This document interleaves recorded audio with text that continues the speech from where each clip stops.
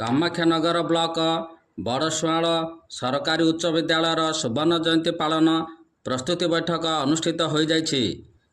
ଆୟୋଜକ କମିଟିର ସଭାପତି ଆଡଭୋକେଟ୍ ଶେଷରଞ୍ଜନ ଦାସଙ୍କ ସଭାପତିତ୍ୱରେ ଅନୁଷ୍ଠିତ ସଭାରେ ସାଜସଜ୍ଜା, ଅତିଥି ସତ୍କାର, ସ୍ମରଣିକା ପ୍ରକାଶନ ସମ୍ପର୍କରେ ଆଲୋଚନା କରାଯାଇଥିଲା। ବିଦ୍ୟାଳୟର ପ୍ରଧାନ ଶିକ୍ଷକ ଓ ଶିକ୍ଷୟିତ୍ରୀମାନେ ଓ ପୁରାତନ ଛାତ୍ର ସଂଘର ସଭାପତି ହିରଣ୍ମୟ ପାଳ ତଥା ଉପସ୍ଥିତ ପୁରାତନ ଛାତ୍ରମାନେ ଆଲୋଚନାରେ ଅଂଶଗ୍ରହଣ କରିଥିଲେ। କାମାକ୍ଷାନଗରରୁ ଦାଶରଥି ମଲ୍ଲିକଙ୍କ ରିପୋର୍ଟ, ଅଷ୍ଟକିଳା ନ୍ୟୁଜ୍। ତେଣୁ ଆମେ ଆଶା କରିବା କ'ଣ ପାଇଁ କହିଲେ, ଆମେ ତ ଦେଖୁଛେ, ଆମେ ଡାକିଛେ ଆଜି ଏଥିରେ 8,000ରୁ ଅଧିକା ପିଲା ଗ୍ରୁପ୍ ସମସ୍ତେ ଦେଖୁଛନ୍ତି, ଆସୁଛନ୍ତି, କେତିକି ଦେଖୁଛ।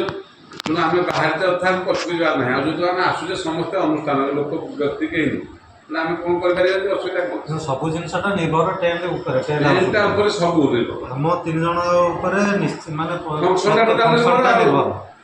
ବାକି କାମ ତ ଆମେ ମାଇକି ଧରିଲେ ଜାଣିଛେ, ଆମର ତ ପାଟି ବନ୍ଦ ହେଉନି, ଆମର ଏକୁଟିଆ କିନ୍ତୁ ସବୁତକ ତମ ସେଟଅପ୍ଟା ଦରକାର। ଏବଂ ସାର୍ 100%